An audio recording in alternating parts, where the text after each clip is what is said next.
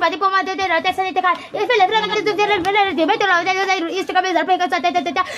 me zara bisi te ka ra se me ma e me se group adi ka ba ra chok ba me isle de ka ra zika dadi ka fira ka sa ka ba de ka te ka ra sa te da umira ka ha de ta le ba de virar ka la sa sa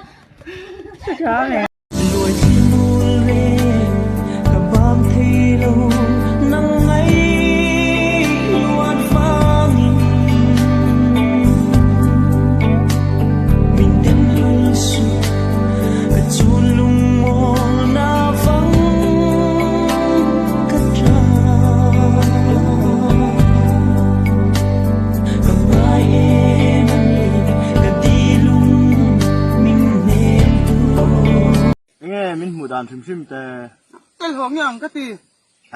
cái hồng bèo khác đắng tầm tệ đấy nên là còn lăng hồ giống hết chút ta judge hiểu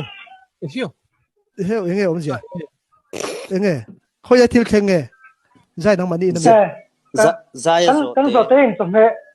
tổng hệ tiếng của tôi mà học phải nó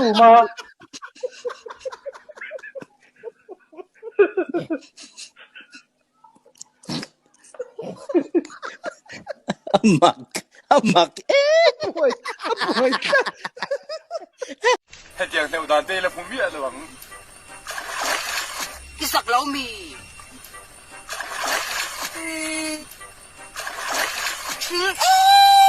lâu đàn về cả cái đó ăn đồ mất tục mà bọc là tuyết kẹp cần măng đôn nè mà bọc lại tuyết kẹp mà cái măng túi đi phụ lâu nghe mà bọc ba khai phụ lâu bằng cái mà bọc bỏ đi xây măng đôn nè rồi cái đó mà bọc khai cho cái măng chạc là về sắm dạ mộ đâu thứ gì các hồ sân vắng vắng đôn thế 이거 야 가가 인감 되네 자 가나니 자 가나 뭔가 한 친구 같은 데 그죠 누나 하나 있지 해네 누나 무도나 때로면 무도나 작아서 오면 같이 핑구는 데나 뚜면 이가로 이 친구도 막 가서 Hello friends, good morning. I am going to make a new video on my YouTube channel and please subscribe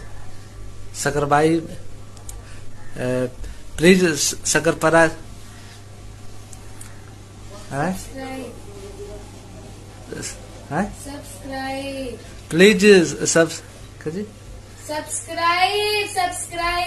please please subscribe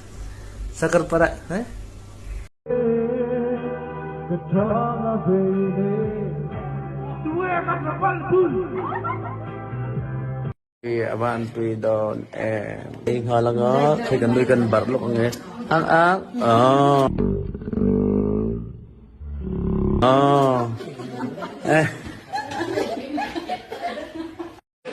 cái phê của đi cụt khan phải đi cụt khan phải đấy cái phải đấy cái sự đi xem phải không đâu